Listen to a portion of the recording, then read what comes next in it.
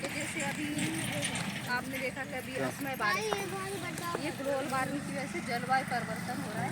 जलवायु परिवर्तन की वजह से सारी चीजें पहले क्या है, हम लोग आजकल जो हवा में बहुत सारे पॉल्यूशन, एक तो फिर गाड़ियाँ दौड़ती हैं, उसका भी प्रदूषण है, पेट्रोल डीजल का प्रदूषण है।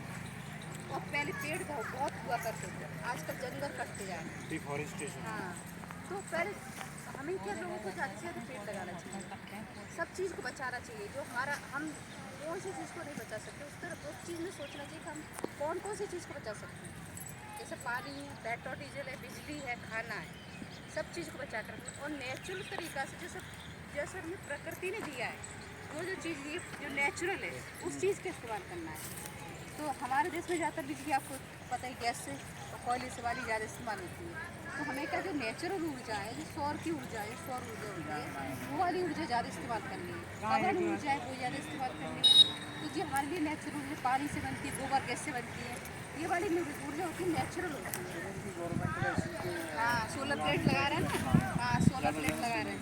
हाँ हाँ, तो सब्सिडी सरकार क्यों दे रही है? इसीलिए दे रही है कि पब्लिक गांव में, शहरों में सौर ऊर्जा का ज़्यादा से ज़्यादा इस्तेमाल करें।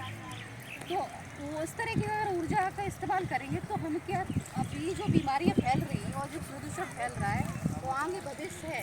अभी तो इतना है, आगे भविष्य और ख़राब होने वाला है। 2030 के बाद स्थिति बहुत ख़राब हो जाएगी, कि उसको ध्यान में रखते हुए हमें बड़ा बड़ा उठा लो मोड़ियो। अर्थ खबर है, मैंने डाला इंडिया मनाना स्टार्ट होता है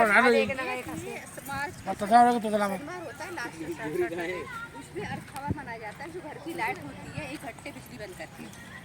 हाँ, तो होता क्या है, जो हमारे घर की जो ऊर्जा है, उसको 1 दिन के लिए बंद करके रखते हो। और गाँव में या शहर में देखा होगा आपने, दिन में रात में लाइट जलती रहती है, बहुत से लोग ज़्यादा इस्तेमाल है ना।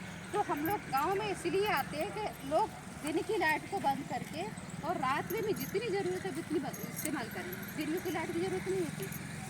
आप ज़्यादा बर्बाद करेंगे तो आप लोगों का जो भविष्य है वो ज़्यादा खराब होता जाएगा, प्रदूषण की वजह से।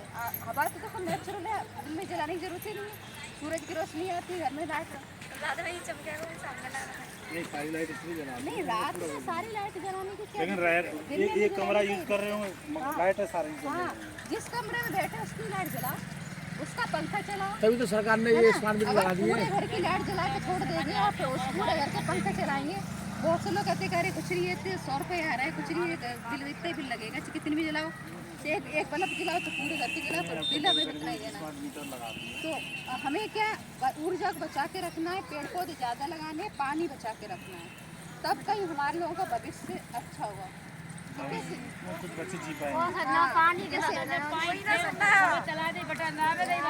इतनी समस्या आएगी पानी की कि 2040 में आधी जनता पानी से मरेगी। एक महीना 10 ड्राम से ना रही है, गोजा बात में तो निकलते ना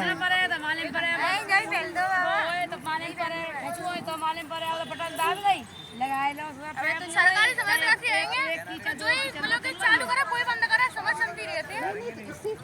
यही तो बता रहे हैं कि इस तरह की सोच ही गलत है। तो आपकी ड्यूटी क्या है, उन सोच को बदलो। हाँ, आलू मत छीनो यहाँ पर, केवल सबको इस्तेमाल करना है।